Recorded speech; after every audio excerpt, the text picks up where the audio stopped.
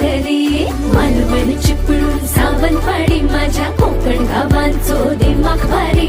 दिसते भारी गणपतीची स्वारी माझ्या कोकणा वाटे तुम्ही वलवा गाडी धमाधमान हाका गाडी माझ्या कोकणचो रस्तो नागमोडी